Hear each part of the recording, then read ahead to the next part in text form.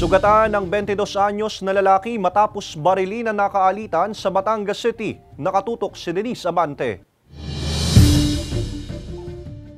Sugat sa tiyan ang tinamo ng 22 anyos na lalaking ito na residente ng Sitio Ferry, Barangay Kumintang, Ibaba, Batangas City matapos siyang barilin ng nakaalitang 18 anyos na kapwa lasing alas 2 ng hapon kahapon. Ayon sa pulisya, may dati na raw silang personal na alitan na hindi na idinitalye na naungkat kahapon at siyang dahilan ng pagbaril. Base din po sa deklarasyon ng ating biktima ay siya po ay may nakainom po sila. Parehas po sila nung suspect. Bago raw ang pagbaril, nagkaroon pa ng suntukan ng suspect at biktima. Ang suspect, mabilis umanong nakatakas matapos ang insidente. Ayon sa pulisya, sa kalagitnaan ng investigasyon sa pangyayari, isang kaanak ng suspect ang nagsurrender ng isang baril sa pulisya. Inaalam pa kung ito rin ang ginamit ng suspect sa pagbaril sa biktima. Dito po ay surrender sa ating station at ito po ay agad po nating ibinigay po sa ating Batangas Forensic Unit para po sa ballistic examination. So doon po natin malalaman kung kaninong baril o yun po ba ang ginamit sa ating krimen. Kasalukuyan pang nagpapagaling sa isang ospital sa Batangas City ang biktima habang nagsasagawa ng manhunt operation laban sa suspect. Sinisika pa ng GMA Regional TV Balitang Southern Tagalog na makuhanan ng pahayag ang pamilya ng biktima hinggil